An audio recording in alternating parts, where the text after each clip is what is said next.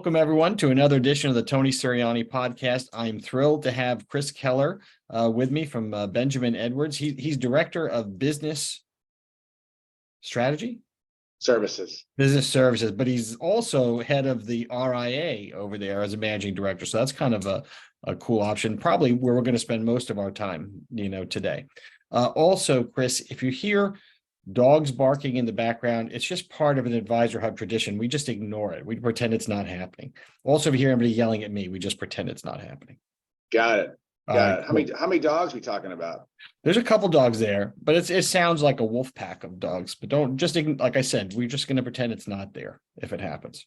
So if anybody barks here in the background, we'll ignore that. That's a different story. That might be newsworthy if there's some of that going on. Yeah, it could happen. So you and I were talking a couple of weeks ago, sort of, state of the industry. We were talking about some of the things I had written in that, wealth management article, sort of like what's the future of it. And, one of the things we sort of, talked around was definitions. What is, and I think that definitions are meaningful to a point. And really, I find it fascinating the way people sort of look at definitions and how those definitions have changed. Certainly independence as an idea has changed. And I guess, my feeling is it's more the idea of independence that's important than the name. But where do you think this is going in terms of words? Yeah, I agree. I think words are important. And I think we've managed in our industry to sort of create a word salad here of terminology. Are you an RIA? Are you an independent? Are you a hybrid? Are you in a broker dealer?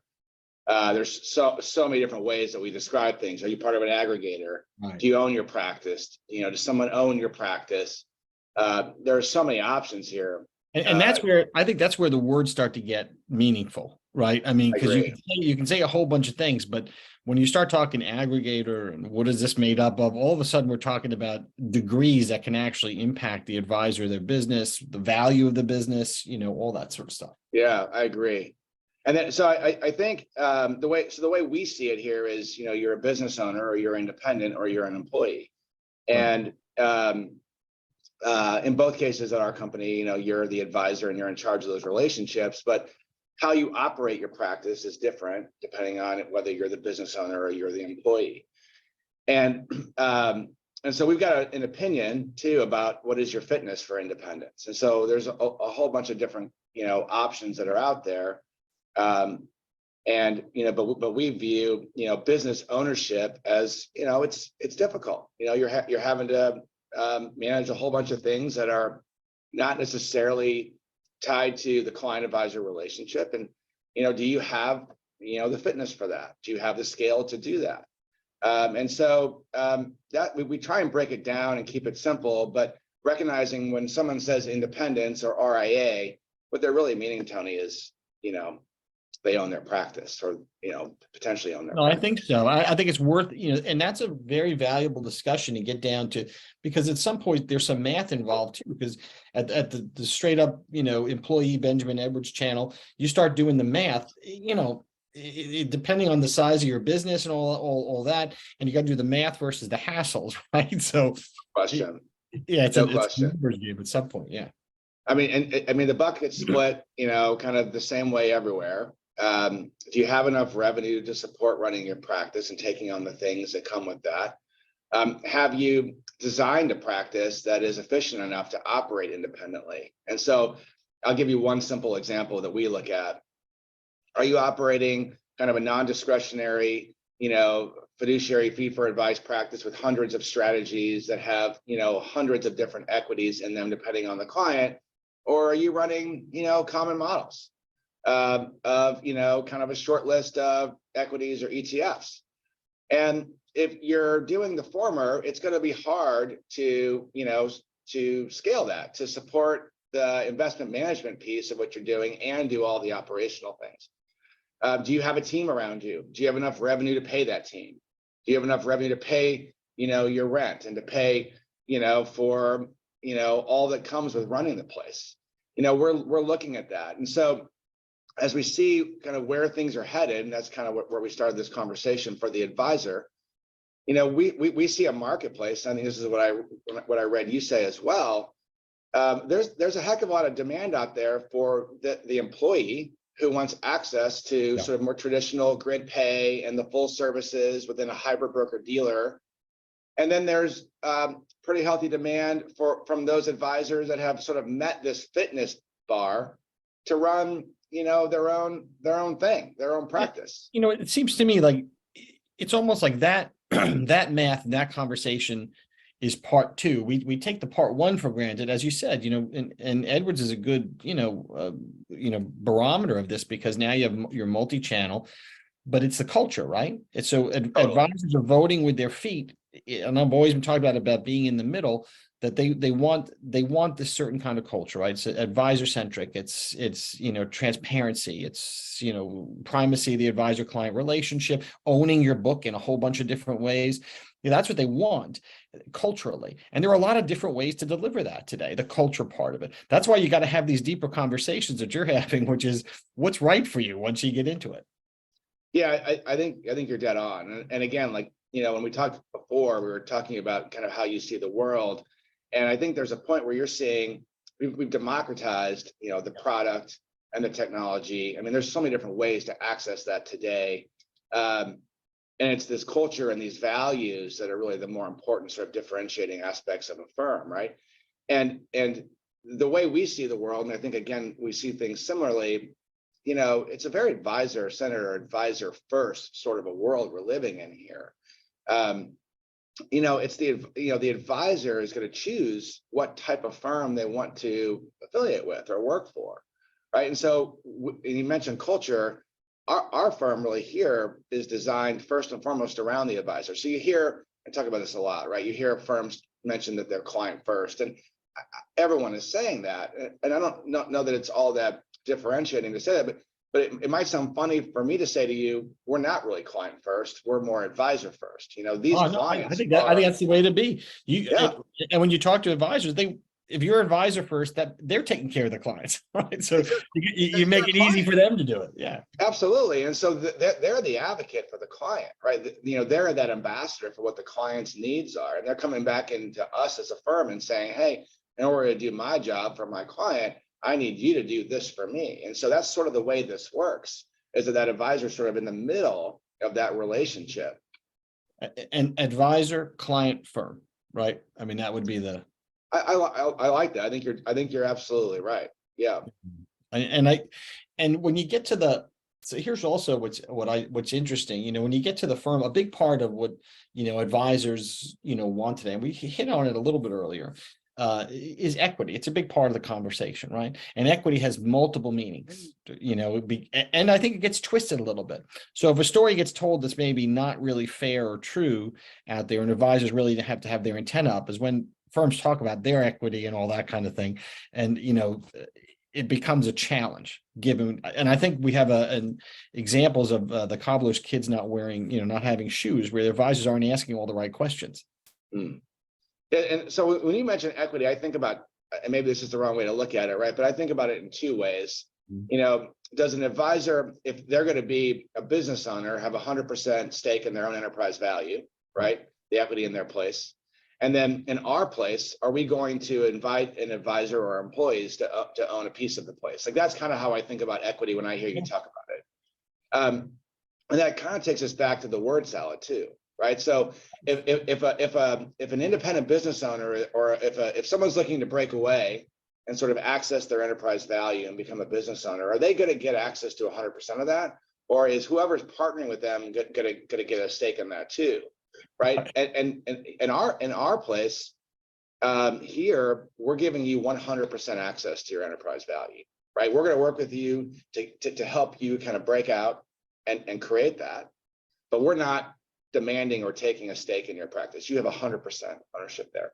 But then over here, either as an affiliate with our firm or as an employee of our firm, you also have, you're invited to own a piece of us. As a privately held company, we have that ability. You don't have to, but so there's really two ways to get access to equity if you're coming in on the Edwards Wealth side, and there's one way to get access to equity in the company if you're coming in as an employee. And also, in my mind, equity involves, not just building the enterprise value, but also monetization, right? So being part of a larger firm, there's succession planning, there's, retirement strategies, all the things that you need sort of scale to take care of. Yeah, and I think that's challenging. We have a program here where we're working with advisors to help them identify, who their successors are. We're stepping in to help you with the capital to make that happen. We're playing matchmaker and trying to see if we can find synergies there between sort of the G2 or the next gen and then the existing principal or founder of the practice. But this is tough. This is a tough challenge that I think we face, is finding that fit. I think that comes back a little bit. We've not talked about it yet, but trust as well, right? So,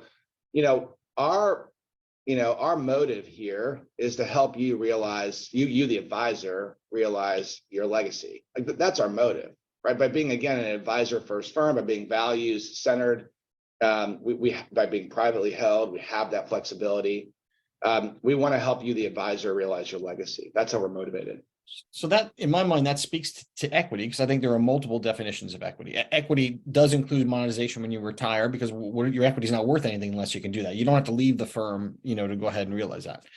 But here's the thing. So that requires long-term planning. So part of what I was writing about was our business seems to be divided. There's a real dichotomy between deal people and business people. And deal people are Wall Street mentality, right? It's a trader's mentality.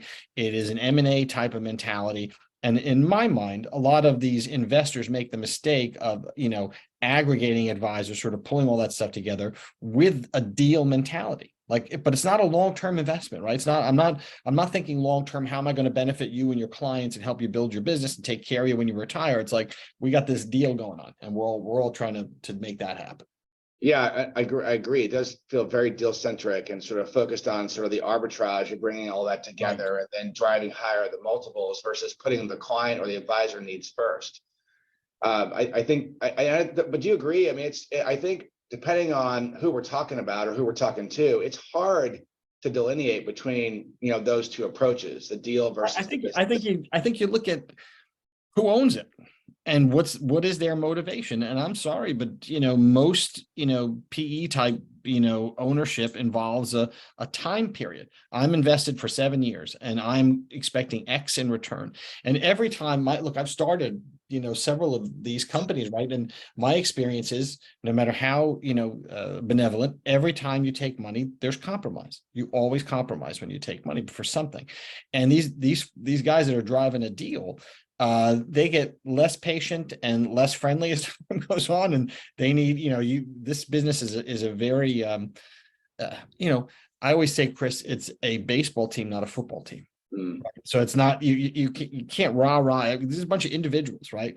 So they're always able to move when if they don't like what they see. Yeah, I think that comes as a shock sometimes to these deal folks. How well, Tony, do you think this is understood? Like I feel, again, like there's so much confusion in our space. It used to be simpler, right? It used to be, I'm going to stay an employee and I'm going to get my kind of my loan bonus sort of inducement, and it's going to amortize over 8 to 12 years, and it is what it is, right? And now I want to be a business owner, or I want to be independent.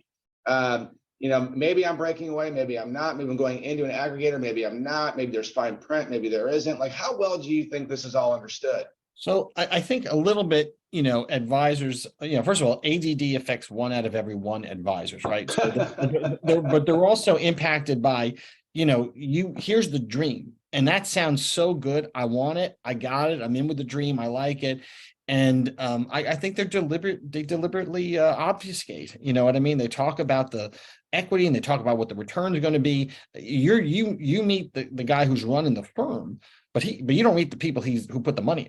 You're not meeting those guys. You're not going to that office because you're not going to like what you see. So over there, they're not going to give a shit, whatever, about you or your clients, and they don't care. So it's a different thing. So I think there's some deliberate sort of confusion. But if you can't get a straight answer, is what I would say. Somebody can make it very simple. This is what it is. Then you should have your antenna up. Yeah, and this to me, I don't mean to oversimplify it, but it does come back to things like values, trust. How do you feel? And I think, again, there's there is, what we're doing here. So we're not looking to aggregate or take a stake in a practice or buy the practice and own it as an entity and then go sell it aggregated for higher multiples or through some kind of an arbitrage. We're, again, not to belabor it, but we are looking to, empower you, the advisor, keep you in the driver's seat, help you realize your legacy. It's based on trust. It's based on mutual respect. There's a values alignment that occurs there. I think as we get into this sort of these other dimensions of where our industry is, and we sort of, again, go back to this word salad, these different sort of ambitions of these different firms, it's hard to find some of that. It's hard to find that values alignment. It's hard to find some of that culture alignment. Yeah, I think when it's not clear that advisors need to worry. I mean, if you I can't get a agree. sense, if you can't get a sense, or if somebody can't explain to you what these other owners are about, if the ownership structure of a firm will very much dictate what that firm's about, and who is that firm about? Is it about you and your clients, or is it about the other owners, the mystery owners? Yeah. So we also talked, I know, when I'm sort of trying to figure out, and this notion of equity, as we've discussed, is complicated, but there's also this idea of this multi-custodial, multi-channel sort of, this is sort of the dead center thing, which also has a lot to do with cultural cues. You know what I mean? It's not, it's not those specific things. It's really more what they mean. Like equity, it's not just equity. It's what does it mean to you? And when someone says, well, equity means I want to sell this for a greater number. Well, maybe they're better aligned with an aggregator. But if somebody says equity means ownership and partnership, then they're better aligned with you. So same thing with all those other dead center characteristics. Yeah. So I think an important question, or a question that I like to ask is, what's important to you when talking to an advisor who's considering joining our company? What's important to you? I mean, you just hit it, right? So, a simple example, I was meeting with a team last week, and, they we're looking for sort of a transition that's got less friction, right? So they want a limited positive consent experience for their clients, right? Okay, that's important to you. Then my advice to you is that you ought to stay where you are and go from the full service channel that you're in and go over to this independent channel, because they're offering you a path that's got less friction to it. That's what you should do. That's fine. But if you're looking for something else, like if you're looking for, access to certain products, or you're looking for a better tech experience, or you're looking for, alignment values wise to our executive team, whatever it might be, then maybe we're the right firm for you, right? And I think that's important. And again, what we're seeing is, and again, you talked about multi-custodial, multi-platform a second ago. What we've seen here is, again, there's sort of this appetite for choice, right? Yeah. I might be a great fit to be an employee, but I want I want more freedom. I want more influence. I want more access to the leadership team. I want to be able to do things a certain way with my clients, right? Or I want access to 100% of my enterprise value, and I want to own my company, or I want to own my advisory practice. And so we've created this multi-platform, recognizing that there is a desire for choice in this marketplace. And then you also talked about multi-custodial. I don't believe a firm can be all things to all people. I think if a firm sort of presents themselves that way, you should be a bit concerned, because I don't think those firms have an easy time scaling by being all things. And so we are designed in a way to be multi-custodial. We're not looking, though, to plug into every one of the custodians, because there's still a tech experience that you've got to worry about. And there's still, what is the client experience, and what are some of the operational processes? And so we want to be strategic in that, but our architecture does give you that ability. So if somebody who is at one of the custodians says, you know what, I'm a registered RIA today, I want to sort of get out of that business, and I want to be simply an IAR and own my own practice, but I don't want to repaper my clients, then you can plug into our thing and you can kind of go on your way with a limited positive consent. That's what we've designed. And again, that's on purpose, because again, we're seeing where maybe that's happening. Because again, it's also at the same time harder to operate with scale your independent business. There's just so much going on, so many demands that are happening. Well, I think that's, in my mind, that's the key to running a successful firm today is that flexibility in all those areas. And that's where the definitions kind of come full circle, right? Because there are multiple thoughts around what those things are, but you define it your way, and like-minded advisors say, oh, I agree with that. And here it is where I want to be. And by the way, we know that you don't do anybody a favor when you bring somebody who's not really a fit for your firm into your firm. It just makes it miserable. I mean, there's reputational risk there. I mean, that is kind of that is sort of the antithesis of being focused on someone's legacy, right? If you're bringing them in as a bad fit, that's going to affect them and their livelihood and what they've done to build that practice. That diligence is so important. It's as much about the yeses as it is finding the nos. Absolutely. And it also makes for a happy place to come to work. No question. Yeah. Agree.